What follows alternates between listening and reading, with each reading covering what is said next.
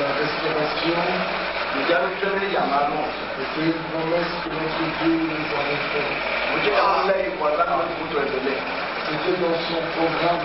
Tu vois, C'est son plan. Ce n'est pas le plan de l'homme. Lorsque le temps arrive, Dieu est obligé d'intervenir. Je vais juste prendre un passage en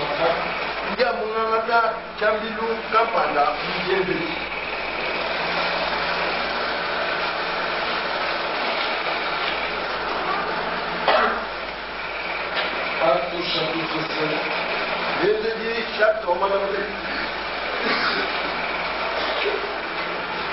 Acte 7.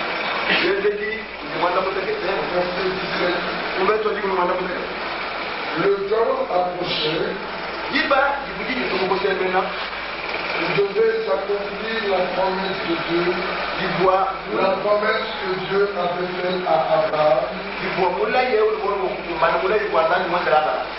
Et le peuple s'accrut et se multiplia en Égypte. Jusqu'à ce que parut un autre roi qui n'avait pas connu Joseph. Quand le temps de l'accomplissement arrivait, tous ceux qui devaient prendre part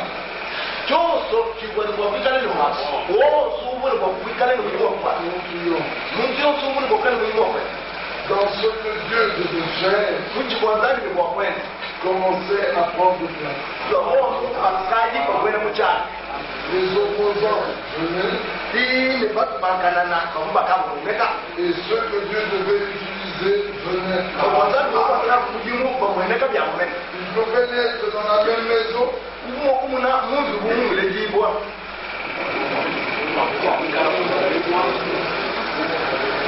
Ils pouvaient naître dans la même maison. Et cependant, chacun avait une chose à faire. Cependant, différentes de l'autre. Regardez que Joseph, je voulais dire Moïse, était dans la maison de Pharaon. Mais dans la même maison de Pharaon, il y avait l'ennemi d'Israël. Dans la même maison, il y avait Moïse qui lui devait servir à l'accomplissement du plan.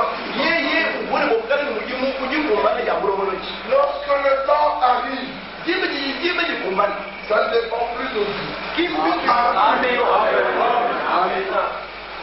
Dieu fait paraître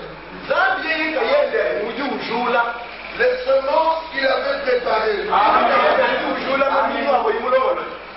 Ces semences-là ne savent pas qu'elles avaient été préparées. Mais elles germent. Elles avancent. Elles paraissent. Ce n'est que lorsqu'elles sont mises en contact de la parole que chacune réalise sa position.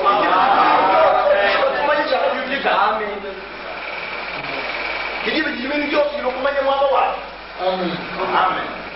C'est très important, vous savez. Parce que nous vivons ici dans un pays où nous pouvons planter tout le long de l'année. Vous le savez. Mais malgré ça, nous ne pouvons pas planter toutes les semences dans la même période. Maintenant que nous sommes en décembre, quelles sont les semences qu'on plante? Mais il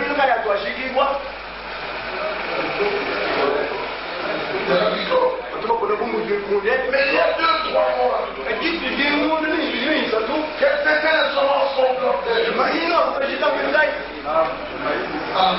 2-3 mois avant, il y avait beaucoup de semences qu'on plantait. Chaque semence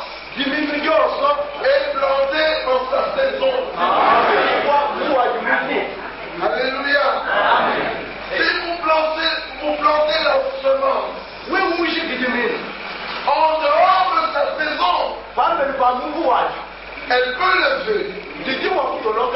Vous verrez des failles. Elle va avancer.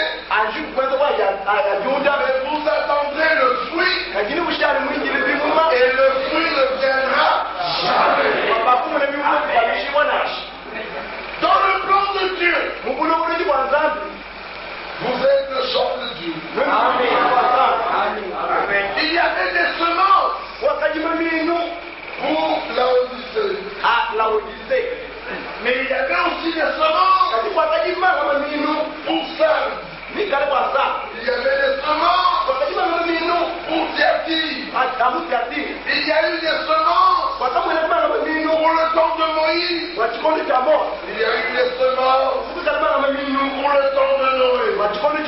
Si vous prenez une semence du temps de Noé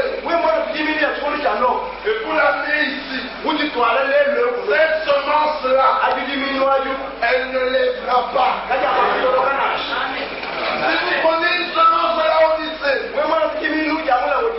vous la semez à Éphèse, elle ne lèvera pas. Chaque semence doit être semée en sa saison. Alléluia. Il y a eu une semence pour le commencement. Il y a une semence pour la fin. La semence d'Éphèse était une semence d'établissement. Amen. Amen. La semence de Pergame. La semence de Thyatire. Ou Smyrne. C'était un autre type de semence. C'était une semence de souffrance. Amen. La semence de Sardes était la semence pour la réformation. Une semence d'intelligence. Mais la semence de Laodicée est une semence de restauration.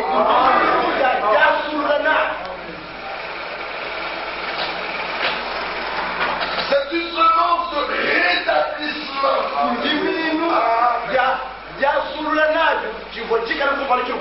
C'est-à-dire ramener ceux qui étaient au commencement.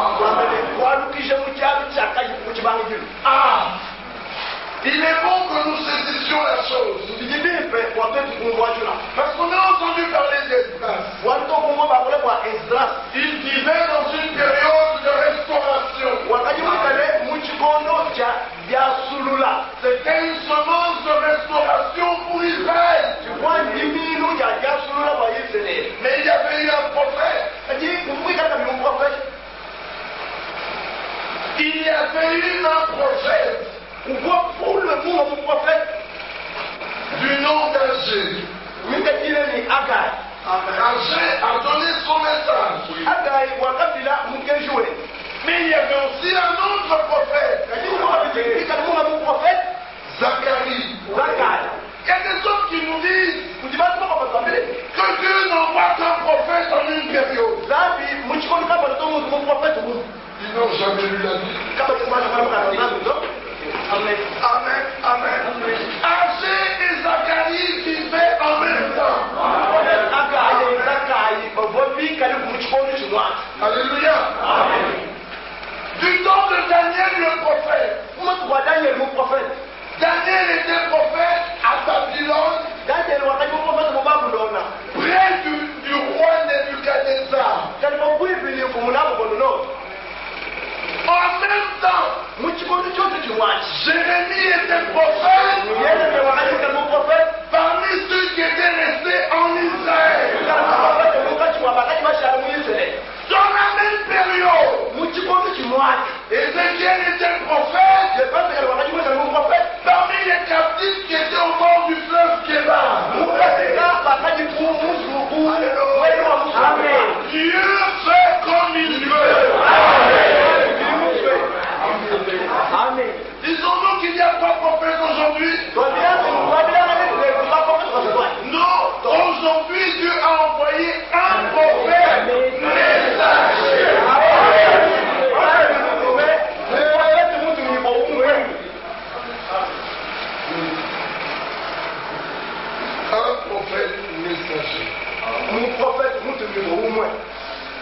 Amen. Amen. C'est correct ça. Et si je dis un prophète envoyé, qu'est-ce qu'il va dire? Le prophète est messager. Le prophète est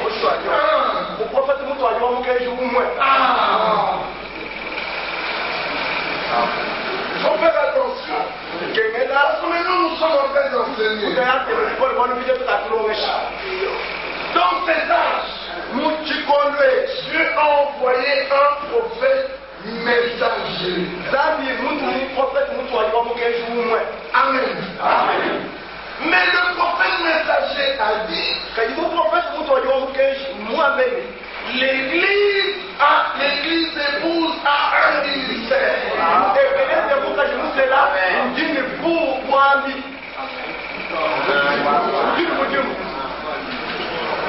Et il n'a pas inventé ça. Il a fait ça dans Éphésiens 4. Il a établi les uns comme apôtres, prophètes, docteurs, pasteurs, évangélistes, en vue de l'édification des saints, en vue du perfectionnement des saints, je veux dire, de l'édification du corps, en vue de l'œuvre du ministère.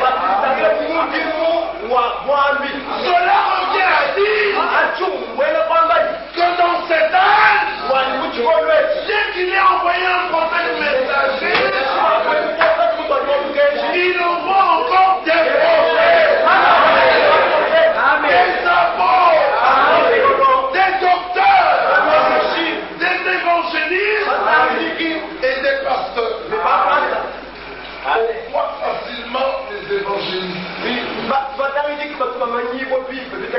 Et on voit facilement les pasteurs. Mais les docteurs, les apôtres et les prophètes, ce sont des ministères qu'on ne voit pas souvent. Ils sont là, mais il n'y en a pas beaucoup. Parfois il ne peut y en avoir qu'un. Ils travaillent pour le monde entier.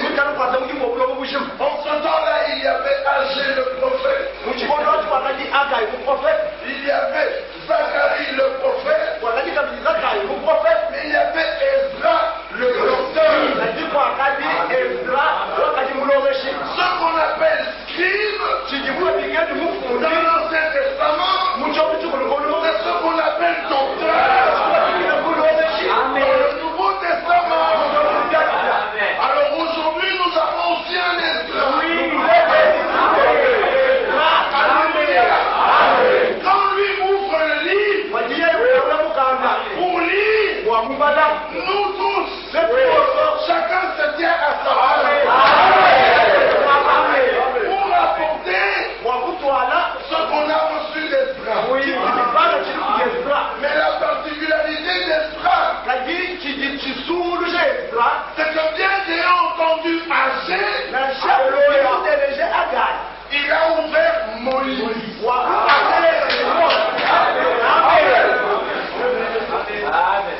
Il a entendu Agé, mais il a ouvert Moïse. Alléluia. Alléluia. C'est ce que nous faisons. On a entendu le messager et nous ouvrons la Bible. Si vous avez entendu Agé, vous ouvrirez Moïse. Malachie 4, c'est un bon passage. Les gens ne voient que je vous enverrai Élie le prophète. Et qui lisent un peu plus haut. Un peu plus haut.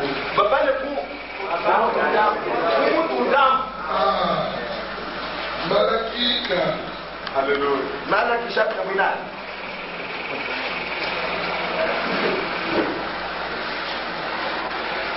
Nous sommes au verset 4.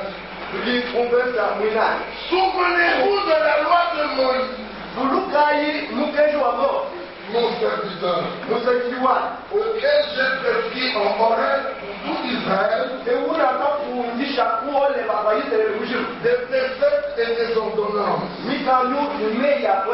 Voici, je vous enverrai Élie le prophète. Alléluia. Amen. Moïse était le législateur.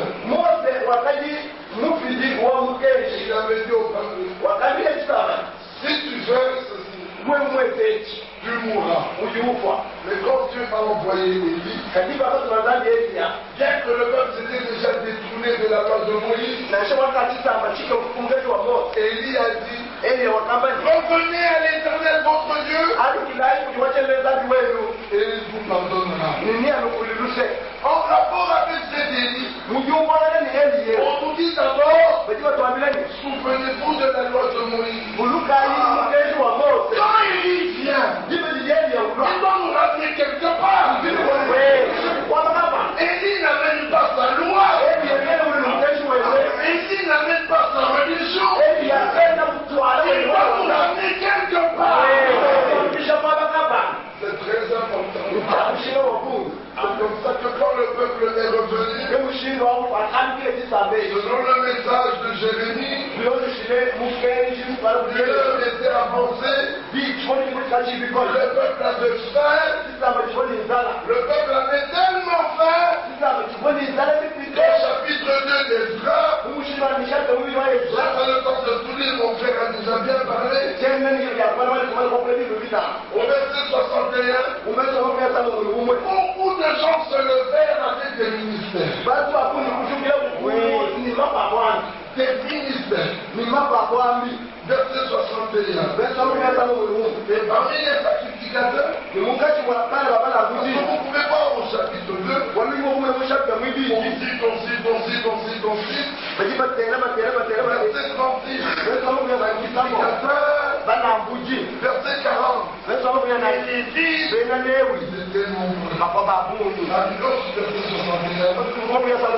Et parmi les fils de sacrificateurs, les fils d'Abaja, les fils d'Akos, les fils de Barzilai, qui avaient pris pour femme une des filles de Barzilai le Galadi, et vous appelez de leur nom, quelque chose s'est passé. J'ai un appel. J'ai un appel. Il n'y a pas de problème. Il n'y a pas de problème. Nous allons chercher la généalogie.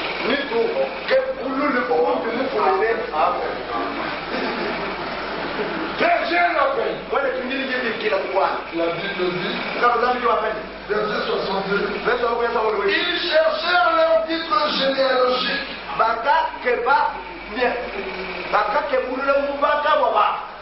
Mais ils ne les trouvèrent point. On les exclut du sacerdoce. Le peuple souffre. À cause de ces faux sacrificateurs. On les exclut du sacerdoce. David nous dit, vous serez mes témoins à Judée. Mais comment sont Judée? Vous serez d'abord mes témoins à Jérusalem, en Judée, en Samarie, jusqu'aux extrémités de la terre. Je te crois aux extrémités de la terre. J'ai un ministère. Quand je regarde en Judée, on ne te connaît pas. Exclu du sacerdoce.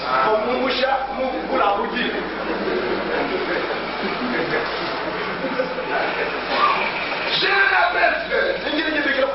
Je n'ai pas de problème avec vos appels. Que tous ceux qui ont des appels les gardent. Mais nous avons lu dans Romains, comment invoqueront-ils celui en qui ils n'ont pas cru?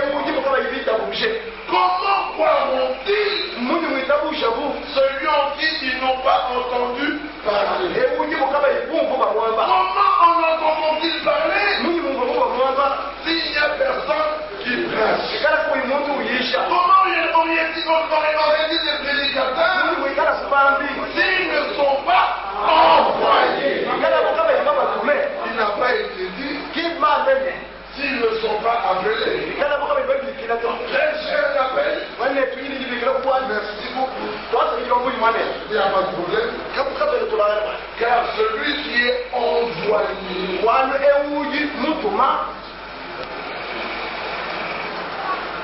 dit les paroles du Seigneur. Celui qui est appelé, qu'il attend jusqu'à être envoyé. Comment on les a exclus du sacerdoce? Il n'était pas très content. Verset 63. Et le gouverneur leur dit de ne pas manger des choses très saines jusqu'à ce qu'un sacrificateur, c'est-à-dire un sacrificateur confirmé,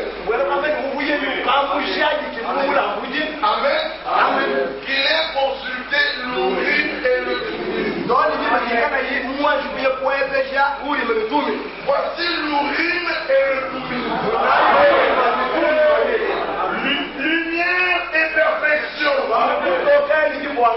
Quant à ton ministère, voilà qui nous allons consulter. C'est lui. Tu vas bien commencer. Parce que tout le monde peut bien commencer. J'ai cité une prédication de Frère Branham. Tous les instituteurs peuvent le faire. J'irai même plus. Nos enfants savent le faire. Mais prêcher la parole, ça c'est autre chose. Alors quand la prédication sort, nous mettons l'urine et tout. Parce qu'il faut qu'à la fin, on va Christ crucifié. Quand tu as prêché, à la fin on voit Branham exclu du sacerdoce. Tu prêches, à la fin on voit les âges de l'église exclus du sacerdoce.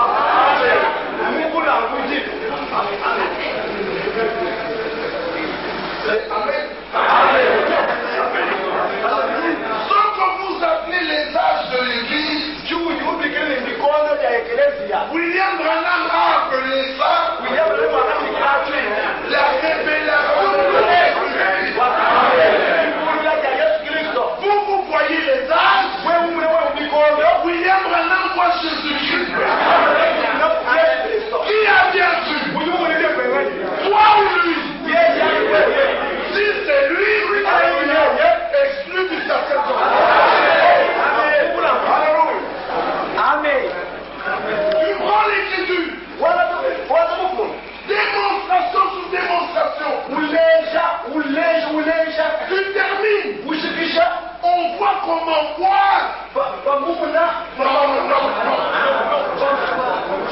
Pour mon nez. Comment boire. Exclu du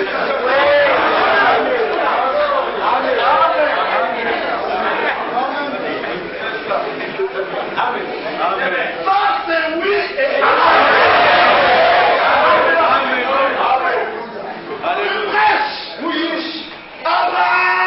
Abraham, Moïse,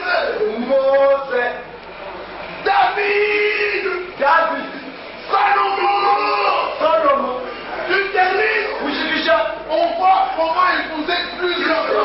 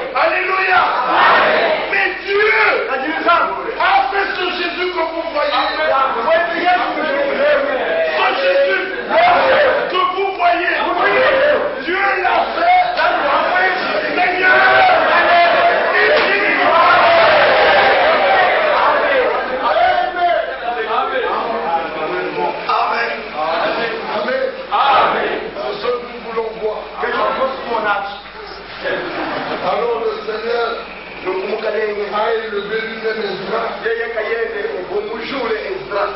Il n'a pas seulement élevé Esdras. Quand il a repris Moïse,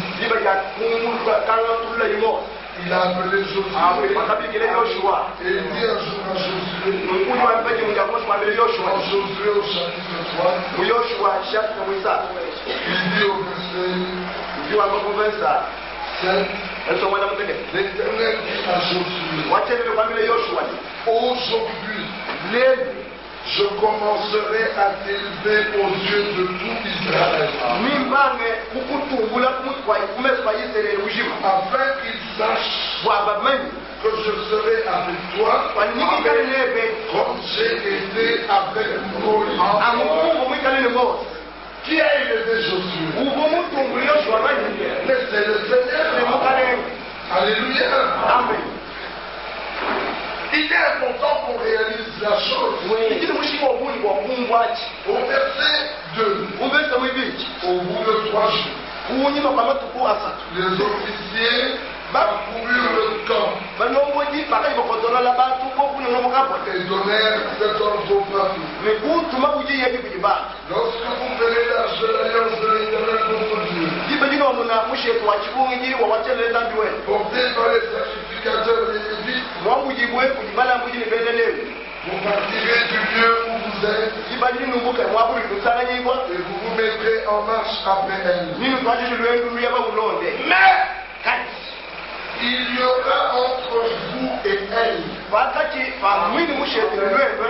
une distance d'environ 2000 coudées. N'en approchez pas. Elle vous montrera le chemin que vous devez suivre, car vous n'avez point encore passé par ce chemin. Amen. C'était les sacrificateurs qui portaient l'arche. Le peuple devait rester derrière. Mais si le peuple commence à passer devant, pour dire aux sacrificateurs comment faire, ça c'est du désordre. Bien-aimés, ce sont les syndicalistes qui rapportent les paroles du peuple. Les députés écoutent le peuple et viennent dire ce que le peuple veut. Mais les hommes de Dieu, ils écoutent ce que Dieu dit pour le dire au peuple. C'est pas au peuple à dire aux hommes de Dieu ce qu'ils doivent pécher. Vous commencez à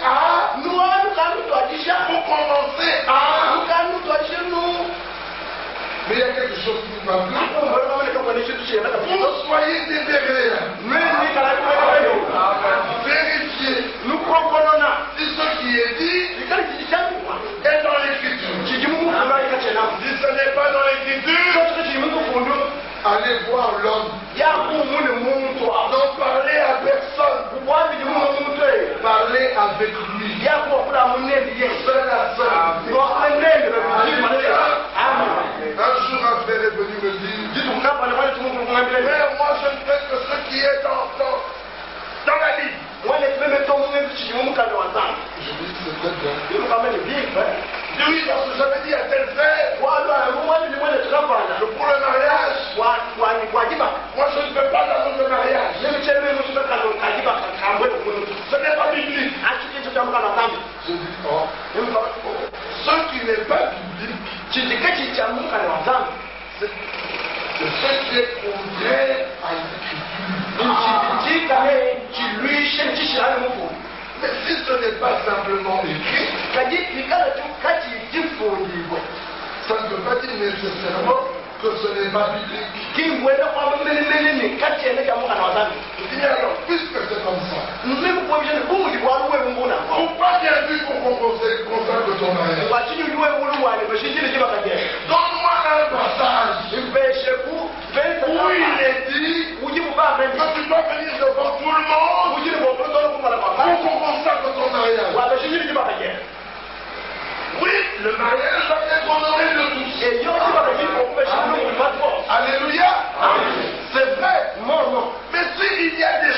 qui ne sont pas contre la Bible. Du genre, tu les aimes. Je vais lui enseigner le chinois. Du genre, levez-vous pour qu'on lise la parole. Vous me dites ce n'est pas biblique. Vous vous levez pour le drapeau. Et vous ne voulez pas vous lever pour la lecture de la parole. Qu'est-ce que c'est? D'autres s'assoient n'importe comment dans l'assemblée. Si le président Kabila était ici, vous vous serez assis n'importe comment. Mais il y a ici plus que le président Kabila. Excusez-moi d'avoir parlé un peu en dehors du texte. La connaissance dure. Les gens commencent à croire qu'ils peuvent renseigner leur conducteur. Si c'est comme ça que les prédicateurs s'asseyent et que vous veniez ici, il faut faire une différence entre la liberté que nous voulons vous accorder par la proclamation. En fait, cette liberté, c'est Christ qui vous la donne pour que vous soyez débarrassés de l'esprit nicolaïque et de l'esprit de dénomination. Mais ce n'est pas pour que vous tombiez dans le manque de respect, dans le manque d'obéissance, dans le refus de la conduite divine. Les dénominationnels tremblent devant leur pasteur. C'est un mauvais esprit. Mais la Bible dit que les anciens et surtout ceux qui travaillent à la prédication ont droit à un double honneur. N'avez-vous pas eu respect aux serviteurs de Dieu? Amen. C'était encore une petite parenthèse.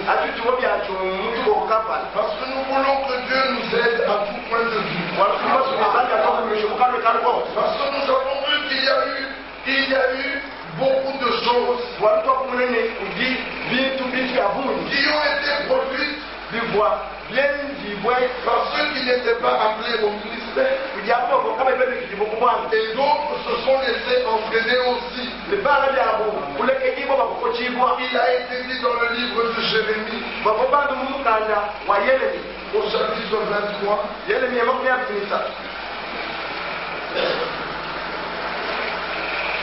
à partir du verset 21.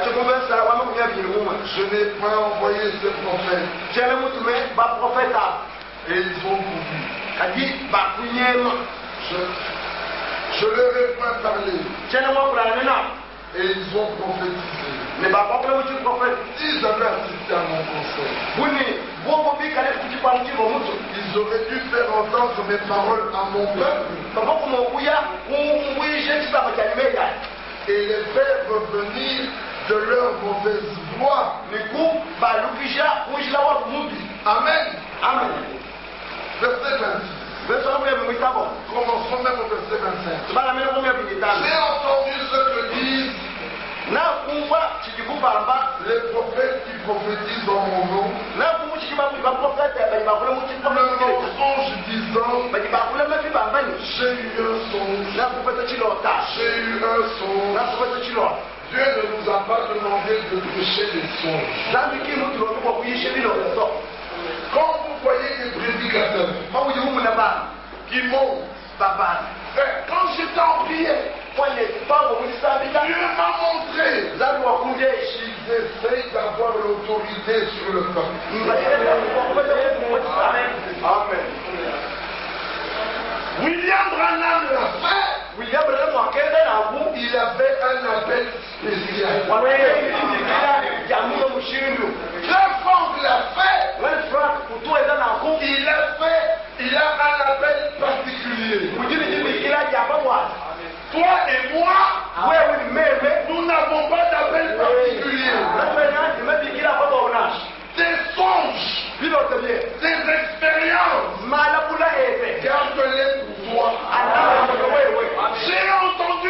voix. Et puis prophète.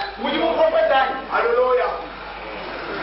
Cette voix-là, c'est celle du diable. Ou alors c'est la tienne.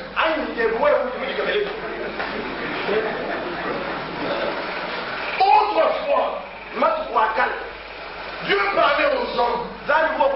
Israël a tremblé. Dieu a dit, vous faites bien. Dorénavant, je parlerai aux prophètes. Et le prophète parlera en mon nom. Bien aimé, dans Jérémie, il continue. Verset 26. Jusqu'à quand ces prophètes veulent-ils prophétiser le mensonge? Prophétiser l'accompli de leur cœur. Regardez le but. Ils pensent faire oublier mon nom à mon peuple. Par les songes que chacun d'eux raconte à son prochain.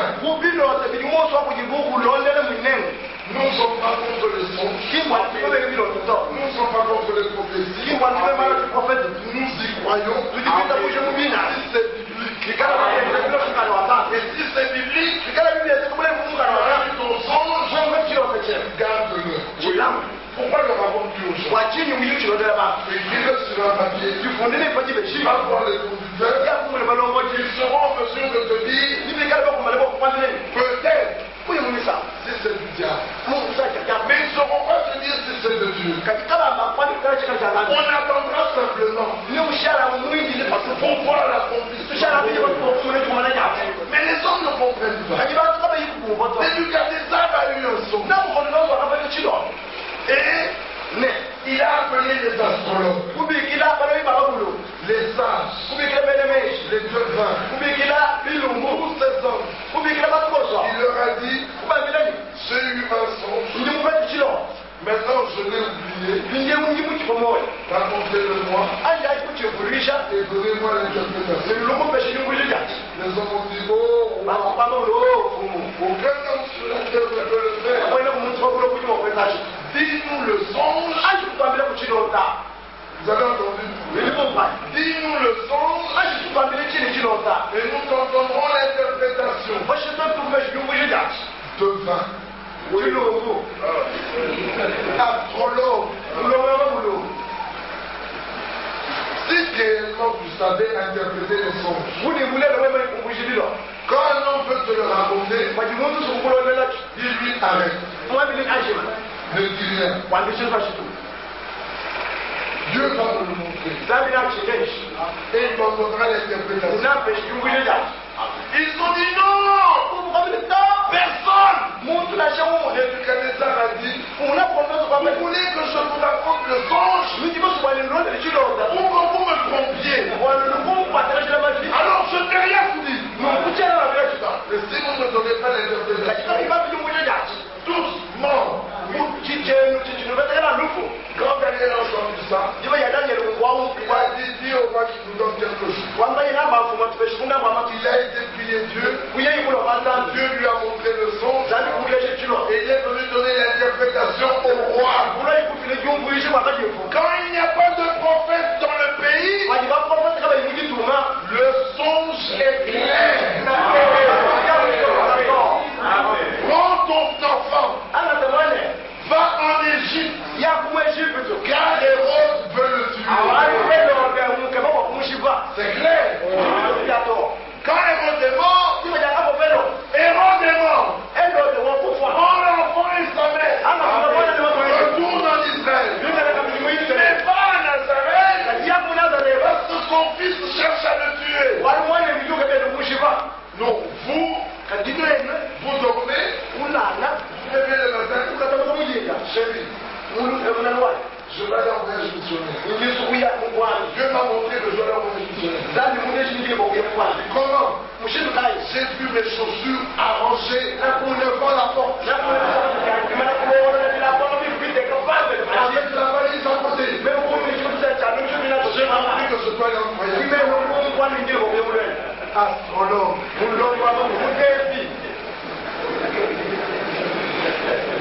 Vous croyez faire oublier le nom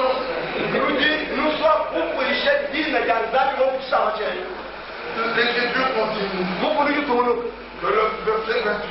Que le prophète qui a eu un songe raconte ce songe. Et que celui qui a entendu ma parole rapporte fidèlement ma parole. Pourquoi mêler la paille au froment? Son songe, c'est de la paille. La parole est une semence qui a la vie. Alors il dit, ma parole n'est-elle pas un feu pour brûler quoi? La paille. Et ma parole n'est-elle pas comme un marteau pour briser quoi? Toutes les images babyloniennes. La parole de Dieu, tantôt c'est un feu. Là ça brûle les pailles. Parfois c'est un marteau. Ça brise les images babyloniennes. Vous nous amenez les images babyloniennes avec des créneaux, comme l'œuvre dans l'église là. Avec le marteau, on brise. Amen. D'ailleurs, la parole est une épée à double tranchant. Mais ailleurs, la même parole, c'est une semence. Là, c'est pour manger. Et ailleurs, la même parole, c'est de l'eau pour se laver.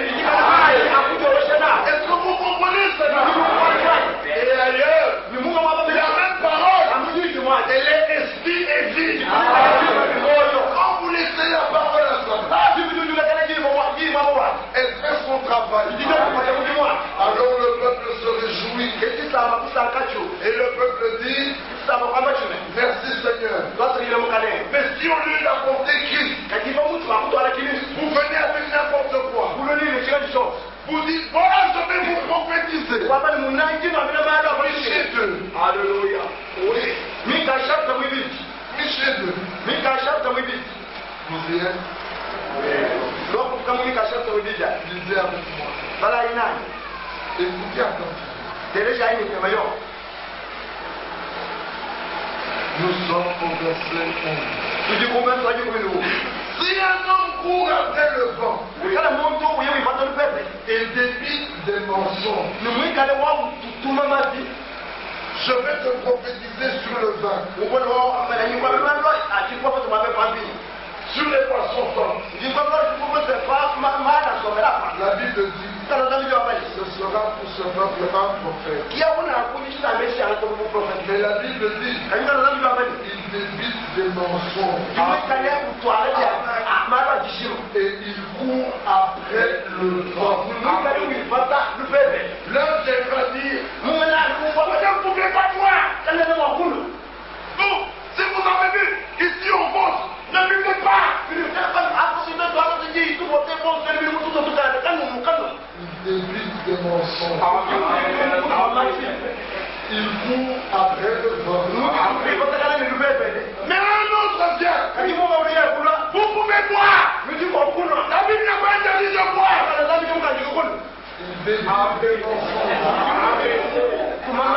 Il court après le vent. Nous prêchons Christ. Êtes-vous d'accord? Vous n'allez pas me la dire, j'espère.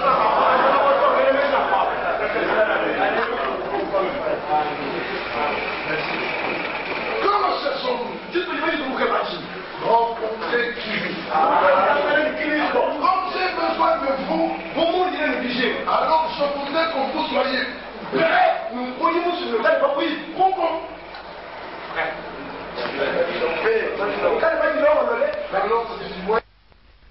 si on ne sait pas, où irons-nous?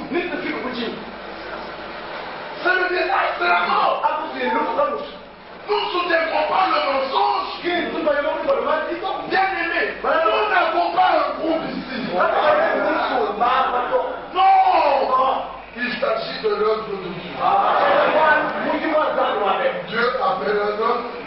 Et il envoie. Et nous avons vu, vraiment dans ce temps de la fin, il a envoyé un œil. Alléluia. Amen. Un œil qui est un prophète. Regardez dans les sceaux. À l'ouverture des sceaux, c'est au chapitre 6. Quand l'agneau prit le livre, il y a des hommes qui disent que c'est madame qui a pris le livre. C'est pas possible. Il y en avait un qui était assis sur le trône. C'est le Seigneur Dieu. Il avait le livre dans sa main. Dans le ciel, sur la terre, sous la terre, personne n'était digne ni de regarder, ni de prendre le livre. Jean, né de nouveau, baptisé du Saint-Esprit, se met à pleurer. Il dit, mais si personne ne prend ce livre, nous sommes perdus. C'était le livre de la rédemption. C'était le livre de la propriété. Alléluia. Ce n'était pas la Bible. Parce que la Bible, regardez-nous la tenons. Nous la regardons.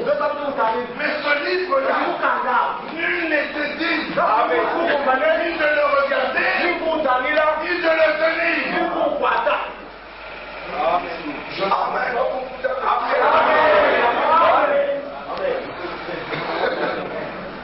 Et cependant, c'est vrai. Parce que regardez, quand Jean se mit à pleurer, l'un des 24 vieillards lui dit, ne pleure pas. Le lion de la tribu de Judas a vaincu. Donc le lion a vaincu. C'est que la bataille était terminée. Amen. Il a vaincu pour prendre le livre et d'en briser les sceaux. Jean regardait, il voulait voir un lion puissant. Et il vit un agneau immolé. La victoire, c'est dans la faiblesse. Si tu es fort, deviens faible.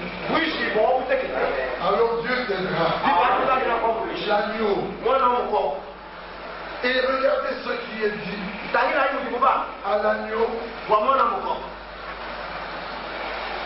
Apocalypse 5. Et je vis au milieu du trône et des 4 êtres vivants, et au milieu des vieillards, un agneau qui était là comme immolé. Il vint et il prit le livre de la main droite de celui qui était assis sur le trône. Quand il eut pris le livre, les 4 êtres vivants et les 24 vieillards se prosternèrent devant l'agneau. Verset 9. Et ils chantaient un cantique nouveau en disant, tu es dit de prendre le livre et d'en ouvrir les sceaux, car tu as été immolé et tu as racheté seul le Rédempteur. Seul le Rédempteur pouvait prendre le livre. Mais la Bible, on les vend même dans les bibliothèques. Mais ce livre-là, seul le Rédempteur pouvait le prendre. Mais voici le secret. Quand il a puisé les sceaux, la Bible est devenue toute nouvelle. Alléluia. Mais regardez que les sceaux ne concernent pas l'Ancien Testament. Parce qu'il a été dit à Jean, écris les choses qui vont arriver bientôt.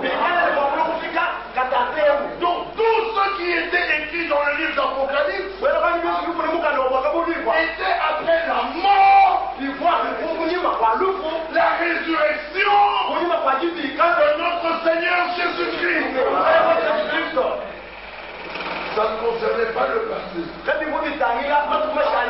Alléluia. Quand on ne sait pas regarder les choses correctement, on embrouille tout. Et quand on sort, regardez, il n'y en avait qu'un qui était assis sur le trône. Les 4 êtres vivants et les 24 vieillards. Mais quand on lui dit, le lion de la tribu de Judas a vaincu, il regarde du milieu du trône. Alléluia. Avant, il n'y en avait qu'un. Celui qui est assis sur le trône. Mais maintenant, quand il regarde, il en voit un deuxième. L'agneau. Mais où était-il avant? Il avait traversé les cieux des cieux. Il est allé dans le sein des cieux. Il a l'intercession. Il est sorti de Dieu lui-même. Jésus a dit, maintenant vous croyez que je suis sorti de Dieu. Alléluia. Alors quand il sort, il prend le livre de la main de celui qui était assis. Il y en avait deux. Frère, il y en avait deux. Jean a vu celui qui était assis et il a vu l'agneau qui prenait le livre. Donne-moi le livre. Il en a vu deux. Mais c'est ici le mystère. Dieu a été manifesté en chair. Dieu a été vu descendre. Dieu a été prêché dans le monde. Dieu a été élevé dans la gloire. Alléluia. Qu'avait-il vu? Il a vu l'homme Jésus et le Seigneur Dieu. Amen. Le secret, le mystère, le Seigneur Dieu et l'agneau, c'est la même personne.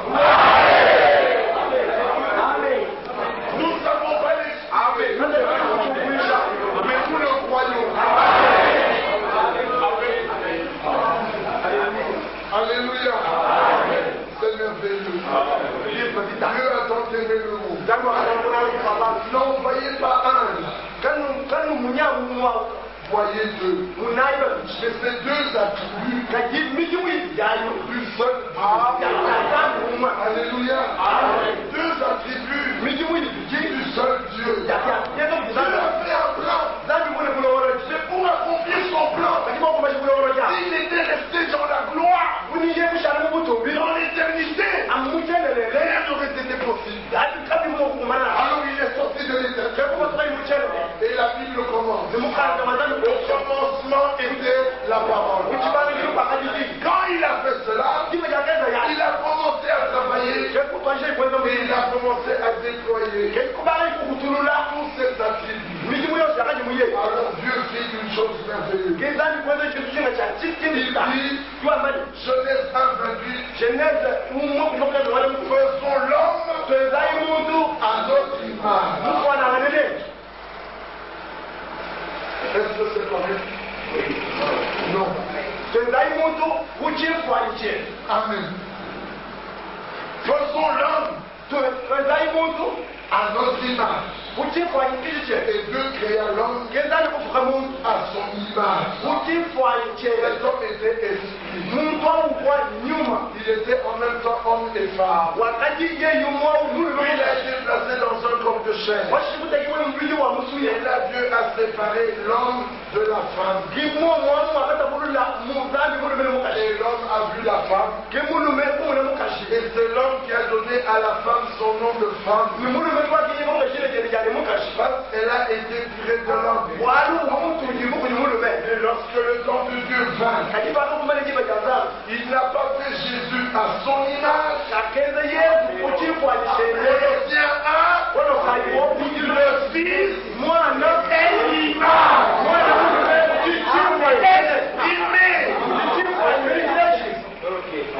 Il est l'expression corporelle, physique du Dieu invisible. Il est homme, comme toi et moi. Mais il était Seigneur. Avec l'ouverture des eaux, toutes ces choses sont devenues claires. Et maintenant, à l'ouverture des eaux, quand l'agneau brisa le premier saut, le premier être vivant cria d'une voix de tonnerre. Il dit viens. Les tonnerristes disent, ils disent, vous voyez, c'est Dieu qui a parlé. C'était pas Dieu. C'était le premier être vivant. Il a parlé d'une voix de tonnerre et il a dit viens. C'était le premier saut. C'était le début de l'église du Nouveau Testament. Regardez avec quelle puissance ils ont marché. C'était l'être vivant à la face de lion. C'est pour ça que quand eux marchaient, personne n'osait s'acheter à eux. La puissance du lion était tellement là. Si personne ne faisait une véritable expérience, il restait au loin. Il tremblait. Anania a essayé. Saphira a essayé. Ils sont tombés morts. Acte 5 dit personne n'osait se joindre à eux. C'était l'esprit du lion. Et pour l'avancer, on veut l'arrêter. Il dit j'en appelle à César. L'esprit du lion. Ils renversaient tous sur leur chemin. Mais quand le deuxième saut commence, ce n'est plus le cheval blanc, c'est le cheval rouge. Le Seigneur regarde, il dit ici, ce n'est pas l'esprit du lion, il faut l'esprit de veau, qui accepte d'aller à la mort, et il faut le mener à la mort, avec le sourire. Il souriait, ils acceptaient, ça ne leur faisait rien. Et quand le troisième saut a été brisé, c'était plus l'esprit du monde, c'était la face de l'homme. Il n'avait plus besoin de réfléchir, tout seulement la révélation. Il pouvait prendre l'hostie et dire au prêtre, tu viens de prier. Ce n'est pas le corps de Jésus. On n'avait pas besoin de Saint-Esprit pour voir cela. Il prenait le vin. Il dit, vous dites que c'est le sang. C'est toujours du vin. Avec l'esprit de l'homme, il pouvait résister. Mais quand le quatrième cheval est venu, il n'était ni noir, ni blanc, ni rouge, il n'était pas une couleur étrange. Ceux qui étaient avant là, étaient en lui. Alors le Seigneur dit, il faut l'être vivant à la face de l'aigle. Alors il envoie un prophète avec un message pour qu'on puisse rentrer au commencement. Sinon on ne pourra jamais faire la différence avec ce qu'il y a maintenant. Si vous voulez juger ce qu'il y a aujourd'hui, ne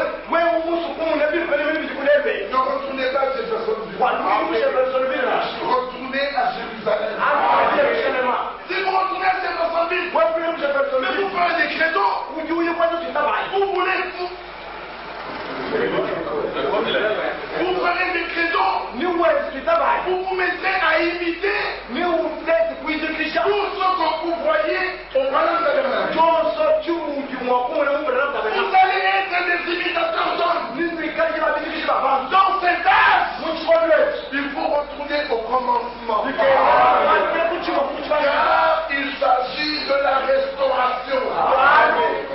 Pour que l'église du temps de la fin soit comme elle était au commencement. La même prédication. Alléluia. Comment se faisait la prédication au commencement? Un événement a eu lieu. Les hommes ont accouru. Pierre s'est levé. Les dimanches fait. Ces hommes ne sont pas ici. C'est ici ce que Joël a dit. L'évangélisation du temps de la fin. Commence par la parole prophétique.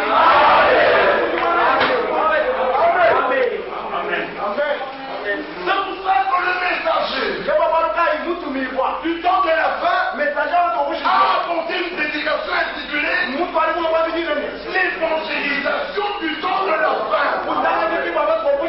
Elle doit être basée sur l'accomplissement des prophéties. Tu es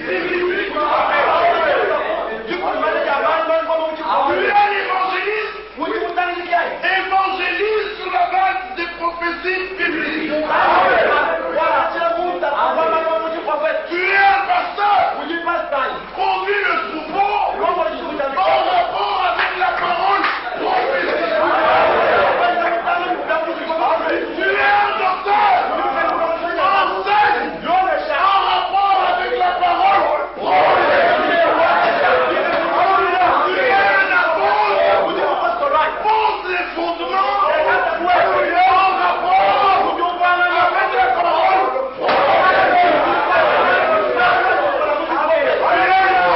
Laisse la parole prophétique. Pourquoi? Nous sommes un peuple prophétique. Pourquoi? Il y a deux choses. Le témoignage de Dieu et le témoignage de Jésus. 1 Jean 5. Lisons-le. Alléluia. Celui, si nous recevons le témoignage de Dieu dans ses mains, le témoignage de Dieu est pur. Car le témoignage de Dieu consiste en ce qu'il a rendu témoignage à son Fils. Celui a rendu à son Fils. Voici ce témoignage. C'est que Dieu nous a donné la vie éternelle. Cette vie est dans son Fils. Celui qui a le Fils a la vie. Le témoignage de Dieu, c'est que Dieu nous a donné la vie éternelle en son Fils. Ça, c'est pour les appeler. Quiconque croit au Fils a la vie. Il y a le témoignage de Dieu. Mais il faut aller plus loin. Jean, c'est le livre d'Apocalypse. Qui a été donné à un prophète. Il a fallu un prophète en ce temps de la fin pour nous révéler ce livre prophétique. Quand Jean a entendu tout ce qu'il avait entendu,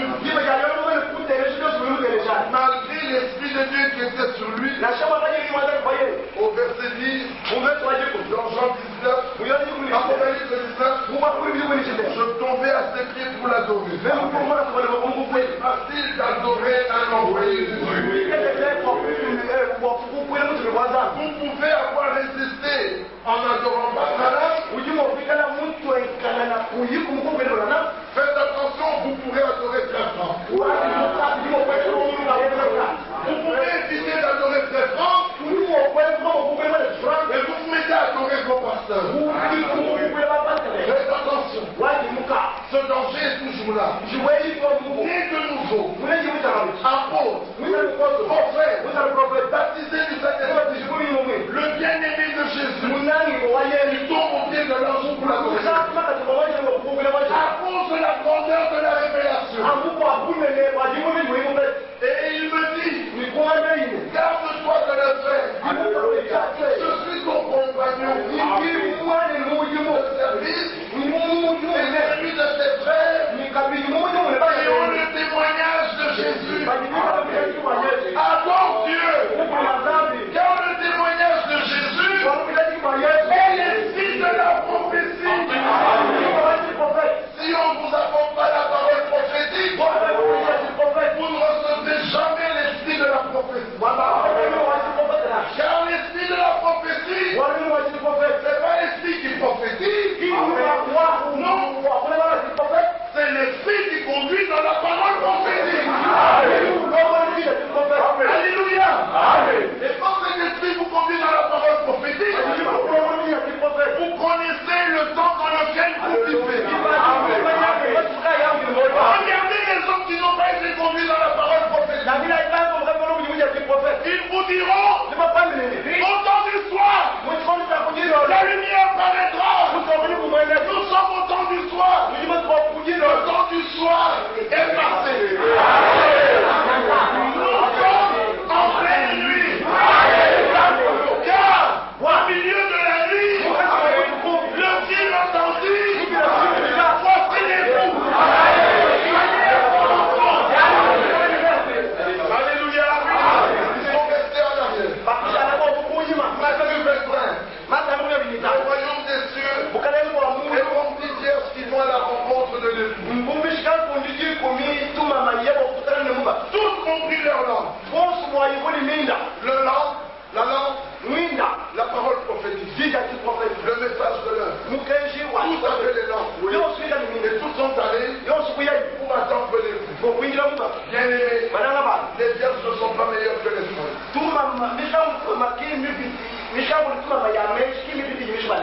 Car, et les sages, et les folles, toutes s'endormirent.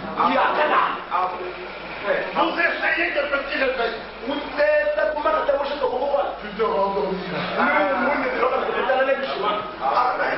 Tu te bats, il faut le réveil, frère. Tu te rendormiras. Car l'écriture dit, toutes s'endorment à souffrir. Lisons cela. Nous sommes dans Matthieu, au chapitre 25. Alléluia. Alléluia. Matthieu 25. Les folles en prenant leur langue ne prirent point d'huile avec elle. Mais les sages prirent avec leur langue de l'huile dans des vases.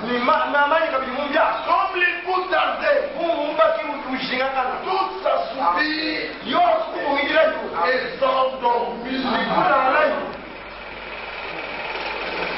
Il y en a une qui est restée éveillée. Elles ont essayé de chanter.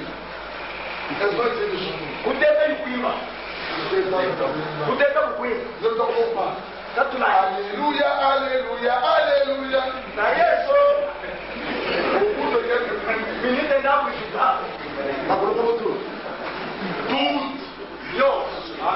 sages et les folles. Tous avaient commencé de la même manière. La langue, le message de l'heure, la parole prophétique. Et voici la différence. Les folles avaient la langue dans une main et avec l'autre main, elles pouvaient jouer et s'occuper. Et se taper dans les mains. Et envoyer un prophète. Ça, c'était les folles. Mais les sages avaient les lampes dans une main et l'autre main était occupée à prendre de l'huile. Lui, c'est l'esprit, c'est la révélation qu'on reçoit par la proclamation de la Bible. Amen. Alléluia. Amen. Les deux mains étaient occupées. Mais tout le monde s'en allait. Comme s'il n'y avait plus rien. Quand le cri retentit, voici les fous. Allez à sa rencontre. Ah, les vierges se réveillaient. Elles préparaient leur larme. C'est la même larme qui amène jusqu'au bout. Les folles disent, donnez-nous de lui. C'était trop. La révélation ne se partage pas. Dieu a dit, je te loue, Père, créateur du ciel et de la terre, de ce Dieu a caché ces choses aux sages et aux intelligents, et tu les as révélés aux enfants. Les hommes nous disent aujourd'hui, quelle révélation voulez-vous encore? Mais bien aimé, Dieu continue à révéler sa parole. Il n'a pas arrêté de parler. Alléluia. Nous nous assoupissons, mais avec nos vases. Quand on se réveillera, pas de problème. Ceux qui veulent s'attacher aux cordes de l'autel vont mourir sur les cordes de l'autel. Je suis dans la Bible. David était roi. L'onction était sur David. Joab était le chef de l'armée. Mais c'était un homme mauvais. Il a bien reconnu l'onction qui était sur David. Et il suivait David. Mais à la mort de David, l'onction est partie sur Salomon. Mais lui, il regardait les regards. Salomon était beau. Adonijah était beau. Il était grand de taille. De son vivant, David ne lui avait jamais fait de reproche. Job pouvait dire, vous croyez bien que c'est un homme de Dieu. On ne l'a jamais trouvé dans une faute. Mais celui-là, le fils d'une adultère, mais Dieu est le Dieu de grâce. L'onction est allée sur le fils de l'adultère. Il a dit,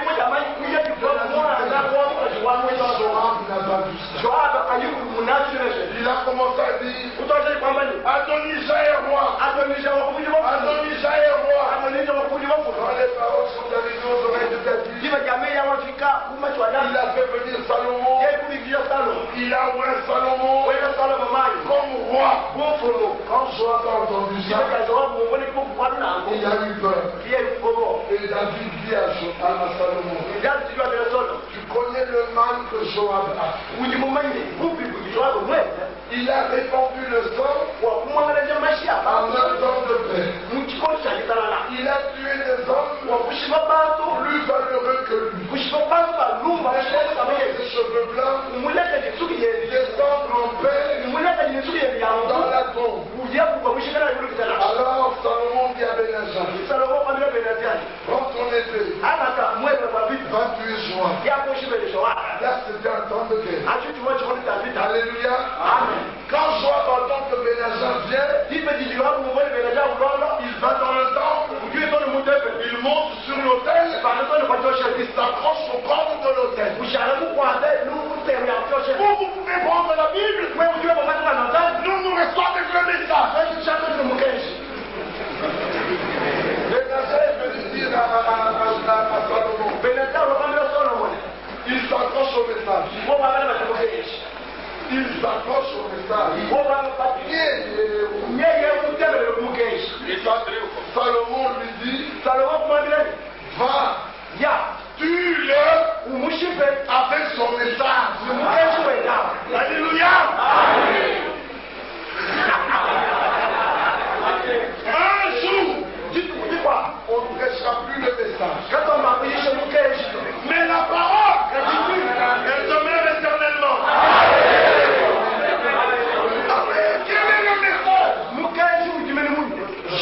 son requête.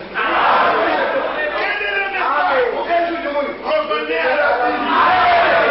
Quel est le message? Voyez seulement le Institut le Seigneur. Quel est le message? La gloire de la dernière maison est la plus grande que la première maison. Mais après cela, le même évangile sera prêché à Israël. Ce sera plus le message de William Branham, ce sera le message de Moïse et d'Élie. Et il leur sera dit quel est l'œuvre de Dieu.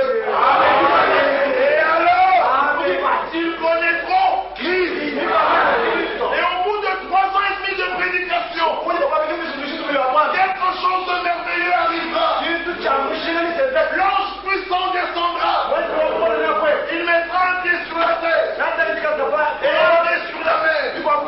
En rapport avec Israël, c'est toujours l'ange.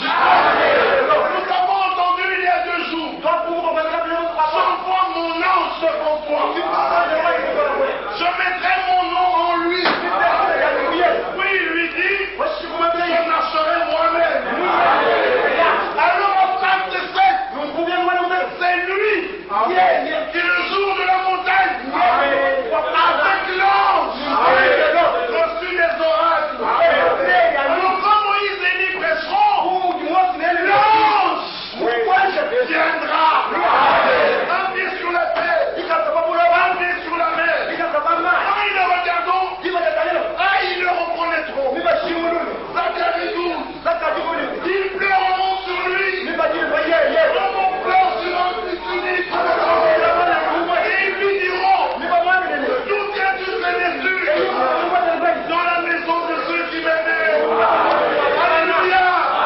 Alors l'agneau sera sur la montagne avec les 144 000. Nous au ciel, j'entends le cantique. Les 144 apprenant le même cantique. Alléluia. Alors l'Écriture dit, et soudain, le Seigneur que vous attendez. Cette écriture-là, c'est l'agneau. Jésus, le Seigneur, entrant dans son temple. Quel temple qui va être rebâti. Rebâti pour Alléluia. Aujourd'hui, Sharon est passé là. Et il y a eu des guerres. Mais ce jour-là, le temple aura été rebâti. Et l'agneau entrera. Pourquoi devra-t-il entrer? Quand le temple aura été rebâti, l'Antichrist va entrer dans le temple de Dieu. Il va s'asseoir là jusqu'à être proclamé. Et après, comme Moïse et Élie soient baptisés, les 144 000 seront femmes. Alléluia. Et l'agneau, le Seigneur, entrera dans son temple. Bien-aimé. Alors l'ange a déjà dit, au son de la trompette du 7e ange, le mystère. Alléluia. Le mystère. Regardez comment il tremble devant le sida. Les conséquences de leur péché. Avant les inondations, ce n'était qu'en Afrique. Au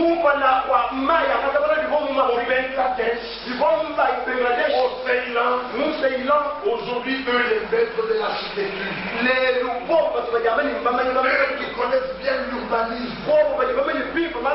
Inondation sur inondation. Nous sommes rendant l'âme de terreur. Le flot de la mer. Le Seigneur fera son jour. Le Seigneur annonce. Quand vous verrez ces choses, relevez votre tête. Votre délivrance s'approche. Où sommes-nous? Le Seigneur est à la porte.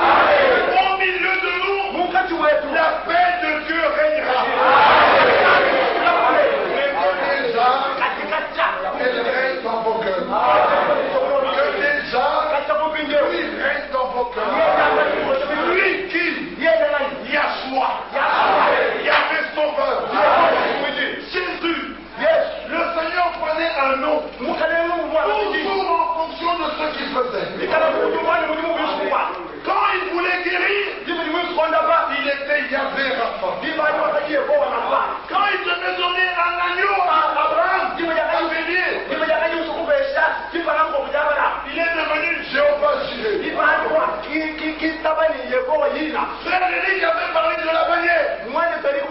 Il dit, frayez un chemin. Ôtez les obstacles. Levez la bannière. Et qui est notre bannière? L'Éternel, notre bannière. Il y avait Nissou. Quand il peut aller à la guerre, il était qui? Il y avait Sabaoth. Quand il est venu pour sauver, il est devenu Yahvé sauveur. En lui, la plénitude.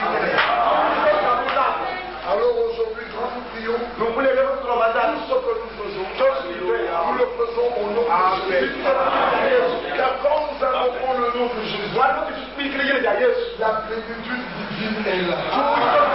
Pour accorder à chacun de nous ce dont il a besoin. Voyez-vous cela? Voyez-vous comment